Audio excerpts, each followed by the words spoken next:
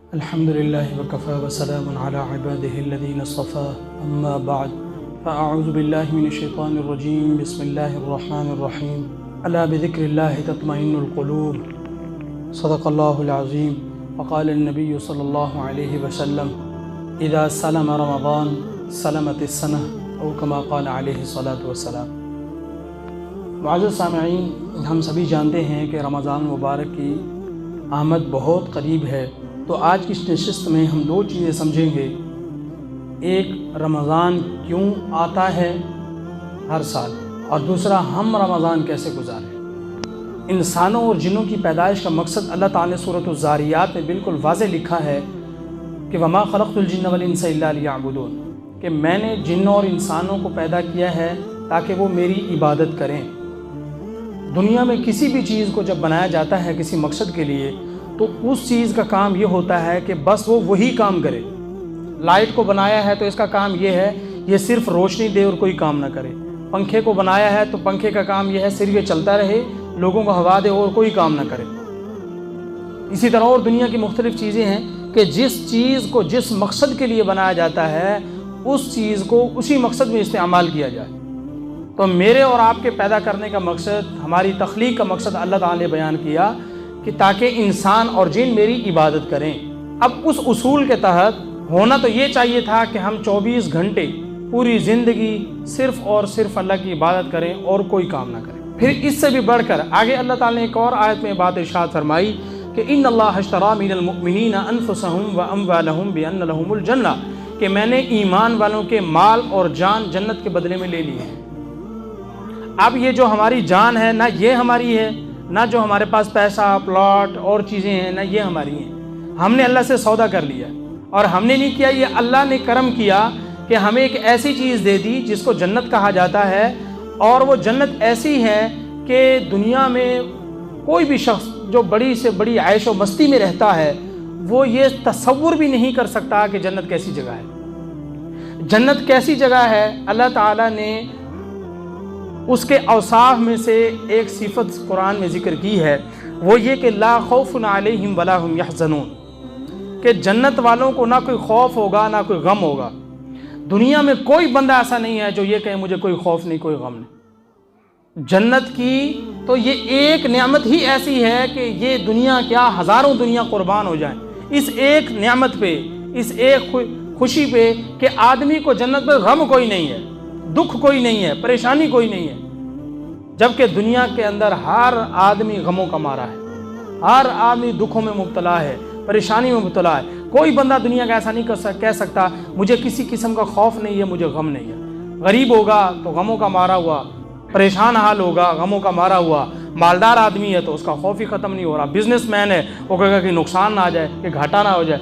تو یہ دنیا کے اندر تکلیفوں کے، دکھوں کے، پریشانیوں کے کانٹے بھی ساتھ لگے ہوئے ہیں، چاہے اس آدمی کی دنیا کتنی ہی پھول جیسی کیوں نہیں، کیونکہ پھول کے ساتھ کانٹے ہوتے ہی ہیں۔ تو غم اس کی زندگی میں لازمی طور پہ ہے۔ تو اللہ تعالیٰ فرماتے ہیں کہ ہم نے تمہارا مال جان لے کر کے جو چیز تمہیں دی ہے بدلے میں جنت، اس کے اندر ایک نعمت یہ ہے کہ وہاں تمہیں ٹینشن کوئی نہیں ہوگی، خوف اور غم کوئی نہیں ہوگا، پریشانی کوئی نہیں ہوگی۔ تو اللہ نے تو ہمارا مال بھی لے لیا، ہماری جان کا بھی سودا ہو گیا، اور ہمیں اتنی عظیم چیز مل گئی کہ جہاں سے نہ نکالے جانا ہے، نہ کوئی پریشانی ہے، نہ کوئی دکھ ہے، ساری مزے ہی مزے ہیں، ہر چاہت کی چیز ملے گی۔ دنیا میں کوئی خطہ ایسا نہیں ہے کہ جہاں یہ کہا جائے آپ کو ہمیشہ ہمیشہ کے لیے آپ کی مرضی کے مطابق جینے کی آزادی ہے۔ دنیا میں کوئی خطہ ایسا نہیں ہے، ہر جگہ پابندی ہے کوئی نہ کوئی۔ اور پھر سب سے بڑی پابندی یہ ہے ہی کہ مرنا ہے آدمی نے، ہر ایک آدمی نے مرنا ہے، تو اسے موت آ جائے گی، وہاں موت بھی نہیں ہے۔ تو یہ انسان کی پیدائش کا جو مقصد ہے کہ اس نے اللہ کی عبادت کرنی ہے، اور پھر یہ کہ جو مال ہے اس کو بھی اللہ کے راستے میں لگانا ہے کیونکہ وہ اللہ کا ہو چکا ہے، اور یہ جان جو ہم لیے پھرتے ہیں یہ بھی اللہ کے راستے میں لگانی ہے کیونکہ ہم نے جنت کے بدلے میں یہ بھی اللہ کو دے دی ہے۔ اگرچہ نہ ہماری جان اور نہ مال کسی اس لائق ہیں نہیں کہ ان کے بدلے جنت ملے، بس اللہ تعالیٰ لینے والے ہی ایسے ہیں، چیزیں خریدنے والے ایسے ہیں کہ اس نے بے مول چیز کے بدلے جنت دے دی۔ تو اصل مقصد تو تھا ہمارا ہر وقت اللہ کی عبادت کرنا، لیکن یہ اللہ کا احسان دیکھیں، جنت بھی دے دی، مال اور جان کہا یہ میری ہے، پھر کہا چلو تم اس پیسے سے جو چیزیں خریدنا چاہو خرید لو، جہاں لگانا چاہو لگا لیا کرو. اچھا چلو یہ جان ہے، یہ بھی تم جو تمہارا جی کرے، جو تمہارا دل چاہے کام میں لگا لیا کرو. بس تم ایسے کرو 5 مرتبہ دن میں میرے دربار میں حاضری دے دیا کرو. جس کے پاس زیادہ پیسے ہیں وہ تھوڑی سی سال کے بعد 2.5% زکوٰۃ اپنے رشتہ داروں، ہمسایوں، پڑوسیوں کو دے دیا کرے. جس پہ زیادہ پیسے ہیں حج فرض سال کا 1 مرتبہ میرے گھر کا چکر لگائے تاکہ میری یاد تازہ ہو جائے. اور سال میں رمضان میں 1 مہینہ روزوں کا آئے گا، اس کے روزے رکھنے ہیں. یہ تھوڑے سے کام ہیں، باقی جو تمہارا جی چاہے کر لیا کرو. جنت بھی دے دی، زندگی بھی اپنی مرضی سے گزاریں، بس تھوڑے سے کام جی میں لگائیں. لیکن یہ تھوڑے سے کام سال بھر جب ہم کرتے ہیں، 11 مہینے کرتے ہیں، نقصان یہ ہوتا ہے، اصل میں ہمارا جو وجود ہے یہ 2 چیزوں کا مجموعہ ہے، ایک جسم اور دوسرا روح. جس طرح روح کو غذا کی ضرورت ہے ویسے ہی جسم کو غذا کی ضرورت ہے. جیسے ہم جسم کی غذا پوری کرتے ہیں اور اس کے لیے 11 مہینے دوڑ دھوپ کرتے ہیں، 11 مہینے اس جسم کو پالنے کے لیے پھرتے ہیں، کوشش کرتے ہیں، ویسے ہی ہماری روح کو بھی غذا کی ضرورت ہوتی ہے. لیکن ہم 11 مہینے صرف جسم کی فکر کرتے ہیں، روح کی کوئی فکر نہیں. نتیجہ نکلتا ہے جس ترازو کو یوں اعتدال پہ رہنا چاہیے تھا، جسم اور روح کا یوں پلہ برابر ہونا چاہیے تھا، وہ جسم والا 11 مہینے یوں چلا جاتا ہے اور روح جو ہے وہ خالی ہوا میں رہتی ہے. اب اس کو اعتدال پہ لانے کے لیے اللہ تعالیٰ نے کیا کام کیا کہ دیکھو تم نے اپنے جسم کو تو غذا 11 مہینے بو دے لی، اب ہم تمہیں 1 مہینے کا تربیتی کورس دے رہے ہیں تاکہ اس میں جسم کی غذا کم ہو جائے، روح کی غذا بڑھ جائے، ذکر و اذکار بڑھ جائے اور وہ بیلنس ہو جائے، دونوں میں توازن ہو جائے، دونوں میں اعتدال قائم ہو جائے، روح اور جسم پھر صحیح طرح کام کریں. ظاہر ہے 11 مہینے جب ہم اللہ کی فرما برداری سے دور زندگی گزارتے ہیں، جو آدمی جس کام میں بھی لگا ہوا ہے، تجارت کے مسئلے ہیں تو اس کو کہیں یہ غلبہ ہو جاتا ہے، پیسے کما لوں، فلاں اتنے بنا لیتا ہے سال میں، فلاں کی ماہانہ اتنی انکم میں اتنے پیسے بنا لیتا ہے، میں بھی بنا لوں، فلاں یہ کام کر رہا ہے، فلاں یہ کبھی کون سا گناہ کبھی کون سا گناہ. 11 مہینے ہمارے جسم کی مشینری چلتی چلتی چلتی اس کے اندر میل کچیل جمع ہو جاتا ہے، کچرا جمع ہو جاتا ہے. جیسا موٹر سائیکل چلاتے ہیں تو کچھ عرصہ بعد جو ماہرین ہیں وہ یہ کہتے ہیں بھی اس کی سروس کروایا کرو، اس کی زندگی بڑھ جائے گی، موٹر سائیکل کی انجن کی زندگی بڑھ جائے گی. گاڑی ہے تو اس کی اوور ہالنگ کرانی ہے تاکہ جو کچرا وغیرہ ہے، جو میل کچیل وغیرہ ہو گیا ہے وہ صاف ہو جائے گا تو یہ چیز صحیح کام کرے گی. تو اسی طرح جب جسم صرف 11 مہینے اسی میل کچیل میں اٹا رہتا ہے تو سستی پیدا ہو جاتی ہے، وہ مشینری صحیح طرح کام نہیں کرتی. تو پھر اس میل کچیل کو اتارنے کے لیے، ان گناہوں کو دھونے کے لیے اللہ تعالیٰ نے ہمیں 1 مہینہ دیا ہے، ایک تربیتی کورس دیا ہے تاکہ ہم اس مہینے کے ذریعے سے اپنے ان گناہوں کو دور کر لیں، جو ہو چکے وہ ختم کر دیں اور آئندہ کم گناہ کریں. چنانچہ انسان کو گناہوں کی طرف راغب کرنے والی جو 2 چیزیں ہیں ان میں ایک شیطان اور دوسرا اس کا نفس ہے. عموماً ہم جب بھی کوئی کام کہتے ہیں بس شیطان تو ہے ہی ایسا، ہم بات شیطان پہ ڈالتے ہیں. اللہ تعالیٰ نے شیطان کو کر دیا بند اس مہینے میں، لو بھی آ جاؤ اب کہو کہ شیطان یہ کرتا ہے. اب یا تو اللہ سچے ہیں کہ شیطان بند چکا ہے، کچھ نہیں کر سکتا، اب اس کو قدرت نہیں ہے کہ ہمارے جذبات کے ساتھ کھیلے، اب بچ گئے ہم خود. اب یہ بہانہ میں نہیں چل سکتا کہ شیطان نے ہمیں چکر میں ڈال دیا، اب ہم خود ہی اپنے آپ کو چکر میں ڈال رہے ہیں. تو ہم خود رہ جاتے ہیں. تھوڑی سی ہمت کریں. دیکھیں کتنا اثر پڑتا ہے جب شیطان قید ہوتا ہے تو کتنا آسان ہو جاتا ہے مسجد میں آنا، کتنا آسان ہو جاتا ہے قرآن کو کھولنا، کتنا آسان ہو جاتا ہے وہ آدمی جو سنت بھی نہیں پڑھتا، فرض بھی نہیں پڑھتا، وہ رمضان میں تراویح بھی پڑھ رہا ہے. تو شیطان کو اللہ جب روک لیتے ہیں تو کتنا اثر پڑ رہا ہے. اور شیطان 11 مہینوں میں بھی رک سکتا ہے. اللہ کے بتائے وہ اصولوں پہ زندگی گزاری جائے تو اللہ والے ہر زمانے میں ان کے باقی 11 مہینے بھی بالکل ایسے گزرتے ہیں جیسے رمضان گزرتا ہے، کیونکہ ان کو ڈھنگ ہے کہ شیطان کو کیسے دور بھگانا ہے. جیسے مچھر کو بھگاتے ہیں نا تو کہتے ہیں فلاں چیز آ گئی، فلاں چیز آ گئی، یہ کیمیکل لگا لو جی مچھر بھگاؤ. ایسے ہی شیطان کو کیسے بھگانا ہے؟ اللہ والوں کے پاس وہ روحانی کیمیکل ہوتا ہے جس سے شیطان دور بھاگ جاتا ہے. تو اس میں رمضان آیا اسی لیے ہے کہ ہمارے دلوں کی میل کچیل کو دور کرے. وہ اللہ کے ساتھ جو ہماری ایک دوری پیدا ہو گئی ہے اس دوری کو ختم کر کے اللہ کا قرب ہمیں حاصل ہو جائے. اس لیے حضور صلی اللہ علیہ وسلم کی ایک روایت ہے کہ یہ مہینہ رحمت کا ہے، یہ مہینہ مغفرت کا ہے، یہ مہینہ جہنم سے آزادی کا ہے۔ جو اللہ کو ناراض کر چکے تھے، جن پہ اللہ کا غضب برستا تھا، اب وہ اللہ کی رحمت کے امیدوار ہی نہیں صرف، بلکہ رحمت کو بہت کم عمل کے ذریعے متوجہ کر سکتے ہیں۔ جن سے اللہ ناراض ہو چکے، جن کے گناہوں کا جو پلڑا تھا وہ بہت وزنی ہو چکا تھا، اب مغفرت ہو سکتی ہے، اللہ مغفرت کر سکتے ہیں تھوڑے سے عمل کے ذریعے۔ اور جن کا جہنم میں جانا یقینی ہو چکا تھا، وہ اب اللہ کی عبادت کر کے، اللہ کو راضی کر کے، اب وہ جہنم سے نجات پا سکتے ہیں۔ دوسری طرف رمضان آیا اس لیے ہے، لیکن اب ہم نے کیا کرنا ہے؟ علماء فرماتے ہیں، اہل علم فرماتے ہیں کہ وہ کام، وہ عبادات جو ہم باقی دنوں میں 11 مہینے میں نہیں کر سکتے، ان کے لیے اوقات کو نکالیں۔ اور پھر اوقات کو فارغ کیسے کرنا ہے؟ ہم یہ دیکھیں کون سا میرا ایسا کام ہے جو غیر ضروری ہے، جس کو میں چھوڑ دوں، جس کی مجھے کوئی ضرورت نہیں ہے، وہ خوامی میرا کام ہے۔ مطلب موبائل چلانا ہے، فیس بک چلانی ہے، یوٹیوب چلانا ہے، یا میں نے کوئی اور کام کرنا ہے، میں دوستوں کے ساتھ جا کے بیٹھ جاتا ہوں، کہیں گھومنے پھرنے چلا جاتا ہوں۔ ایسے کام جو غیر ضروری ہیں، ہم نے ویسی زندگی میں شامل کر ان کو بالکل نکال دیں۔ اسی طرح وہ کام جو رمضان سے پہلے کیے جا سکتے ہیں یا رمضان کے بعد کیے جا سکتے ہیں، ان کو مقدم کر لیا جائے یا مؤخر کر دیا جائے۔ پھر یہ کہ قرآن کا جو ایک نظم ہے اور اسلام کا ایک جو نظم ہے، ہم اندازہ کریں، اس وقت بڑی اصطلاحات استعمال ہوتی جی، ٹائم مینجمنٹ اور کریکٹر بلڈنگ، کردار سازی کیسے ہو سکتی ہے، پرسنالٹی گرومنگ کیسے ہو سکتی ہے، شخصیت کو کیسے نکھار سکتے ہیں ہم، اپنا ٹائم کیسے مینیج کر سکتے ہیں۔ اس پہ بڑے بڑے لیکچر دیے جاتے ہیں، اور اب تو باقاعدہ اس پہ جو ہے PhD تک تعلیم دی جاتی ہے صرف ان کاموں پہ۔ اس کے لیے آپ نظم و ضبط دیکھیں، روزانہ ایک ہی وقت پہ اٹھتے ہیں، کھانا کھاتے ہیں، شام کے ایک ہی وقت پہ کھانا ہے۔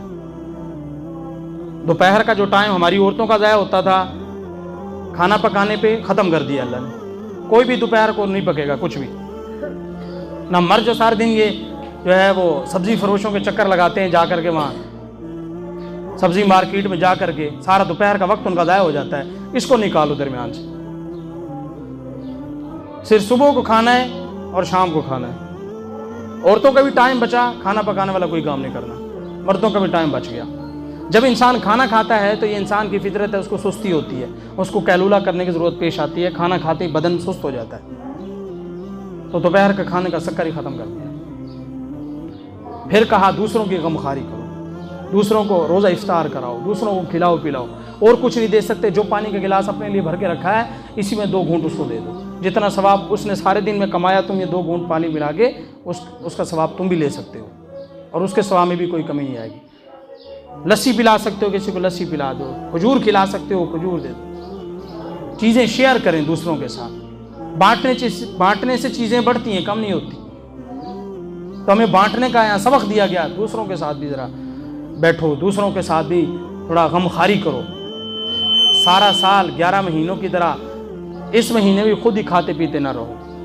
تو سب سے پہلے ہم اپنے ٹائم کو مینیج کریں کہ ہمارا ٹائم کہاں ضائع ہوتا ہے، لکھ لیں، اس کی فہرست بنائیں کہ ہم اپنے اوقات کو کیسے محفوظ کر سکتے ہیں۔ پھر مجھے نماز نہیں آتی، مجھے لگتا ہے مجھے دعائے قنوت نہیں آتی، مجھے جنازے کی دعا نہیں آتی، میں اس کی ترتیب بناؤں کہ اس رمضان میں مجھے اتنی دعائیں جو یاد ہونی چاہیے وہ مجھے نہیں ہے یاد، میں روزانہ ایک دعا سیکھوں گا تو پورے 30 دنوں میں 29 دنوں میں میں 30 دعائیں یاد کر سکتا ہوں۔ قرآن کی مجھے چھوٹی چھوٹی صورتیں نہیں آتی، بالکل ہی 2-3 صورتیں ہی آتی ہیں، یا مجھے 10 صورتیں پہلے یاد ہیں، میں اگر آدھی صورت بھی روزانہ سیکھ لوں، ایک آیت بھی روزانہ بہتر کروں، صرف ایک آیت، تو 30 آیات میری ایک مہینے میں بہتر ہو سکتی ہیں۔ مجھے ترجمہ نہیں آتا تو میں کم از کم اپنی نماز کا ترجمہ ضرور یاد کر سکتا ہوں۔ میں جنازے کی دعائیں پڑھتا ہوں، مجھے نہیں پتا اس میں کیا پڑھا جاتا ہے، کیا ہوتا ہے، میں جنازے کی دعاؤں کا ترجمہ یاد کر سکتا ہوں۔ واش روم داخل ہونے کی، نکلنے کی دعائیں ہیں، کھانا کھانے سے پہلے کی، بعد کی دعائیں، ان کا ترجمہ کیا ہے، میں ان کا ترجمہ یاد کر سکتا ہوں۔ اور کوئی چیز نہیں آتی تو آدمی اس کی پلاننگ کرے، منصوبہ بندی کرے کہ کیسے اس چیز کو میں یاد کر سکتا ہوں۔ عام دنوں میں نفل نہیں پڑھ سکتا، میں نمازوں کے نوافل نہیں پڑھتا، تو اب میں رمضان میں پورا مہینہ نوافل صحیح طرح پڑھوں گا، سنتے فرض پڑھنی ہے۔ عام دنوں میں سنتے اور فرض بھی نہیں پڑھتا، تو اس مہینے میں ساری تراویح پڑھوں گا۔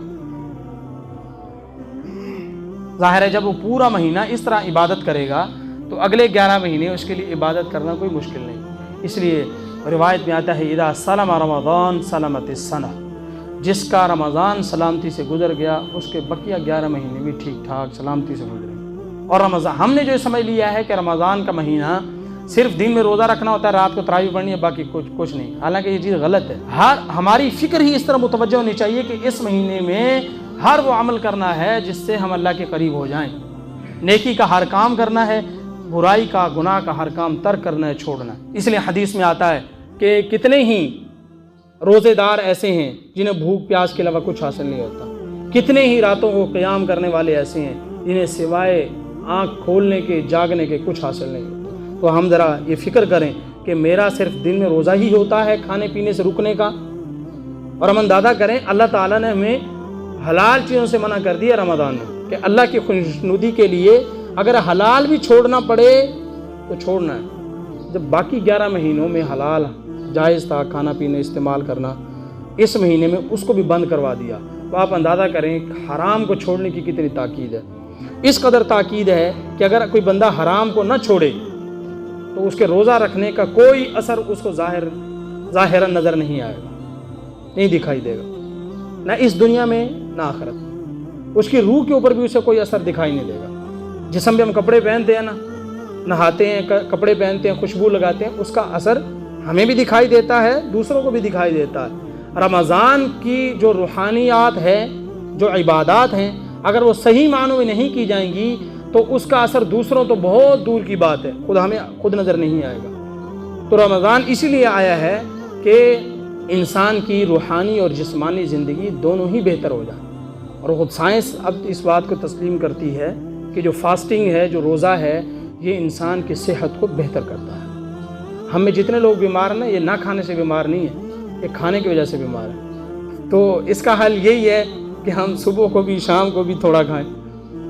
اور جو ہم نے ایک اور دماغ پہ بات سوار کر لی ہے کہ سحری جب کرنی ہے تو اس کا مطلب یہ ہے کہ اتنا کھانا ہے کم از کم شام تک آنکھ نہ کھلے، اور افطاری کرنی ہے اور کوئی بندہ ہتھے چڑھ گیا ہے جس نے ہمیں دعوت دے ہی دی ہے غلطی سے یا محبت میں آ کے، تو پھر اس پہ بھی ایسے جو ہے نا چھرا چلانا ہے کہ کم از کم صبح تک تو نہ ہلا جائے۔ اور اوپر سے پھر یہ جو ہوٹلوں والے ہیں، انہوں نے بوفے سسٹم کھولا، انہوں نے مسلمانوں کی جو ہے وہ اس سوچ کا ستیہ ناش پھیر دیا۔ انہوں نے کہا تم 1500 2000 روپے ہمیں دو اور 4-5 گھنٹے بیٹھ کے یہیں کھانا، تاکہ تم 2 نفل پڑھنے کے بھی لائق نہ رہو، اور وہ جو شیطان نے کو باندھ دیا گیا ہے وہ کم از کم کام ہم کر سکیں ہوٹل والے۔ جبکہ اسلام یہ سکھاتا ہے کہ اس مہینے میں اپنی جو چیزیں ہیں وہ بھی بانٹ دو، خود نہ کھاؤ دوسروں کو دو۔ ظاہر ہے سب کی افطاری کا ایک ہی ٹائم ہوتا ہے، صبح و شام کے کھانے کے اوقات عام دنوں میں ہمارے مختلف ہوتے ہیں، کوئی مغرب کے بعد کھاتا ہے، کوئی عشاء کے بعد کھاتا ہے، لیکن اس مہینے میں سحری اور افطاری ایک ہی وقت ہوتی ہے۔ تو اب کوئی بندہ یہ بھی نہیں کہہ سکتا مجھے پتہ بھی نہیں اس کے گھر میں کوئی تھا کہ نہیں تھا، تو کہا کہ نہیں، تم بھی اسی ٹائم پہ کھاؤ گے جس میں باقی لوگ کھاتے ہیں، خود بھی کھاؤ دوسروں کو بھی کھلاؤ۔ تو اپنی چیز بھی دوسروں کو دو تاکہ تم کم کھاؤ، تمہاری بھی صحت ٹھیک رہے، اور وہ کھائیں گے تمہیں دعائیں دیں گے۔ تو اس لیے میرے بھائی رمضان کا مقصد کیا ہے ہمیں اس کو سمجھنا ہے۔ یہ جو ہمارا دن گزر جاتا ہے ایسی، اور دوسری لعنت ہمارے ہاں یہ جو ٹی ویوں والی آ گئی ہے، اس پہ عورتیں نعتیں پڑھتی ہیں اور بڑا ان کو جذبہ چڑھ جاتا ہے نعتیں سنانے کا۔ عورت کی آواز میں قرآن سننا بھی ناجائز اور حرام ہے، عورت کی آواز میں نعتیں سننا حرام ہے، کبیرہ گناہ ہے۔ عورت کو کس نے کہا ہے کہ وہ نعتیں پڑھے، تلاوت کرے؟ کہاں پہ لکھا ہوا ہے؟ چونکہ ہمارے مردوں کو ذوق ہے وہ 11 مہینے جو ہے ٹی وی پہ عورتیں دیکھنے کا، اس لیے انہوں نے کہا چلو اب مولوی بھی اعتراض نہیں کریں گے، ان کو کہیں بھائی اب تو نعت سنا رہی ہے، بھائی گانا تھوڑی سنا رہی، اب تو اس نے قرآن پڑھا، اب تو اس نے سبحان اللہ کہا۔ تو لہٰذا یہ جو ٹی وی پروگرام ہے اور یہ سحری کے وقت میں چلا دیں گے، ادھر سے افطاری کے وقت میں جو عین عبادت کا وقت ہے اور دعا کی قبولیت کا وقت ہے، سحری کا وقت بھی اور افطاری کا وقت بھی، اسی ٹائم ٹی وی شو چلا دیں گے۔ تو اس لیے میرے بھائیو جو چیز گناہ کا ہر کام اپنی زندگی سے نکال دیں، اس طرح خاص طور پہ اس مہینے میں۔ اور صوفیاء نے بڑی عجیب بات لکھی ہے، وہ کہتے ہیں بھائی جیسے بچوں کو بہلایا جاتا ہے نا، ایسے اپنے نفس کو بہلا لو اس مہینے میں۔ اگر کوئی ڈرامہ دیکھنے کا، فلم دیکھنے کا دل کر رہا ہے، 11 مہینے دیکھتے آ رہے ہو، تو اپنے نفس کو کہو بس 1 مہینہ رک جا، عید کے بعد دیکھنا ہے، اس کو بہلا لو 1 مہینہ، اور اللہ سے دل میں یہ دعا کرو، یا اللہ جیسے آپ اس 1 مہینے میں مجھے اس گناہ سے بچانے پہ قادر ہیں، باقی 11 مہینے میں بھی آپ قادر ہیں۔ اور جو بندہ اس 1 مہینے کے اندر اپنے نفس کو بہلا لے گا اور اپنے نفس کو قابو کر لے گا، اللہ تعالیٰ اس 1 مہینے کی برکت سے اس کو اگلے 11 مہینے میں بھی اپنے نفس پر کنٹرول نصیب فرما دے۔ پھر اس کی خواہشات اس کو گمراہ نہیں کر سکتی، آئیں گی، وسوسے آئیں گے، گناہوں کا جی چاہے گا، لیکن آدمی جو ہے اس کو قابو کر لے گا اپنی خواہش کو کہ نہیں، تیری بات ماننے کی کوئی ضرورت نہیں۔ تو اس لیے میرے بھائیو، رمضان اس لیے آیا ہے کہ جو ہماری روحانی کمزوری پیدا ہو چکی ہے ہمارے جسم میں، اس کو زائل کیا جا سکے، ہماری روح کو تقویت دی جا سکے، کیونکہ ہماری روح کمزور ہو چکی ہے۔ روح کے کمزور ہونے سے جسم کا سکون زائل ہو چکا ہے۔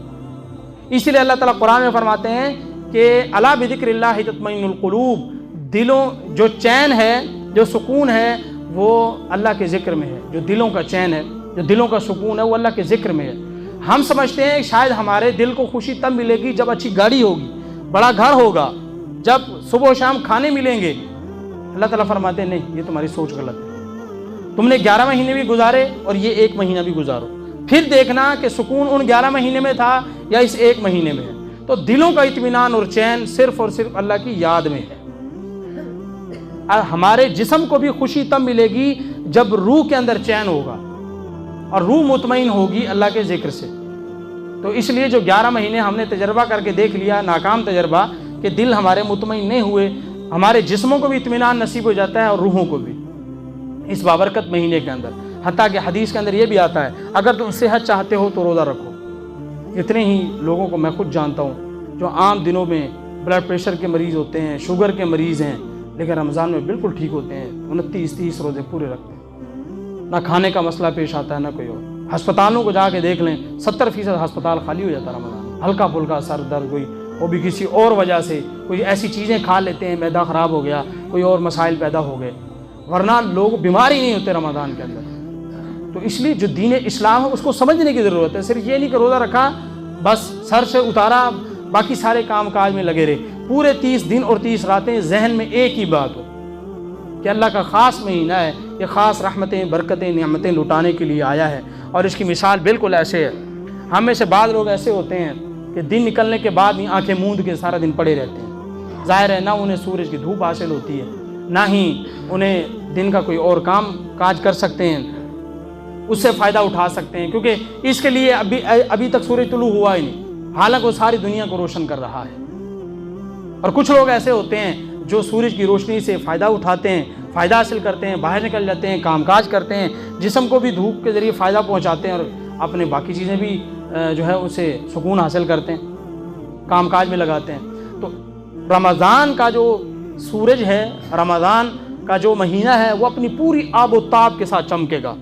بعض بدبخت ایسے ہوں گے اس پورے مہینے میں آنکھیں موند کے پڑے رہیں گے، ان پہ اللہ کی لعنت برستی رہے گی، نہ ان کی پہلے بخشش ہو سکی نہ اس مہینے میں ہوگی۔ اور حدیث میں آتا ہے لعنتی ہے ایسا آدمی جو رمضان میں بھی اپنے آپ کو معاف نہ کروا سکے، اللہ کو راضی نہ کر سکے۔ اتنی رحمتیں، اتنی سیل لگا دی اللہ تعالیٰ نے، پھر بھی معاف نہیں کروا سکے۔ اور بعض لوگ ایسے ہوں گے جو دن ہو یا رات ہو، وہ رمضان کی ایک ایک ساعت، ایک ایک لمحے اور ایک ایک گھڑی سے مستفیض ہوں گے، روئیں گے، منائیں گے، دعائیں کریں گے، تلاوت کریں گے، ذکر و اذکار کریں گے۔ اور بعض جگہوں پہ، میں آخری بات کر کے بات ختم کرتا ہوں، بعض جگہوں پہ ہمارے ہاں یہ جلسے جلوس کی محفلیں اور صرف افطار پارٹیاں لگی رہتی ہیں۔ یہ وقت کے ضیاع کا دوسرا نام۔ آپ دیکھ لیں جہاں کی افطار پارٹی ہوتی کیا ہوتا ہے؟ عصر سے مغرب تک کا جو خاص وقت اللہ کو یاد کرنے کا تھا، دعاؤں کا خاص وقت تھا، ہر آدمی جو ہے خاص طور پہ کھانے پینے والے لوگ پھر رہے ہیں، بس کھانا کب چلے گا، بس ان کے ذہن میں ایک ہی بات سوال۔ اور جو کام کرنے والے ظاہر ہے وہ بھی کام کاج میں مشغول ہیں۔ تو جتنا فائدہ انفرادی طور پہ حاصل ہو سکتا تھا وہ اجتماعی طور پہ حاصل نہیں۔ پھر یہی کھانا اگر ان لوگوں کو، اصل فلسفہ تو رمضان کا یہ ہے کہ جو لوگ مستحق ہیں، غریب ہیں، عام حالت ان کی کھانے پینے والے نہیں ہیں، ان پہ خرچ کیا جائے۔ وہ رشتہ دار ہے تو سب سے پہلے وہ مقدم ہے، ہمسائے ہیں ہمارے، دوسرے لوگ ہیں، ان پہ خرچ کیا جائے۔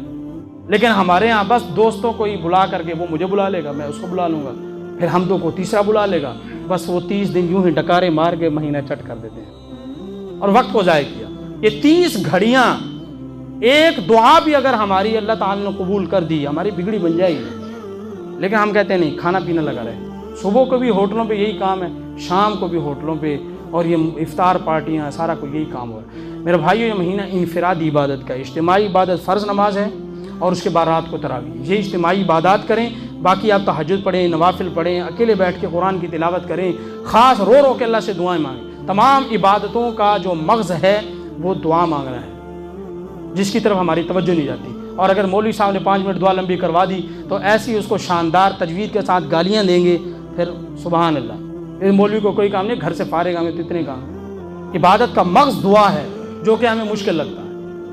تو اللہ سے دعا ہے اللہ تعالیٰ میں باتیں سمجھنے کی توفیق عطا فرمائے، رمضان کے آنے کا مقصد بھی سمجھنے کی توفیق نصیب فرمائے، اور رمضان کو ویسے ہی گزارنے کی توفیق نصیب فرمائے جیسے اللہ اور اس کے رسول صلی اللہ علیہ وسلم کی چاہت ہے۔ وما علینا الا البلاغ۔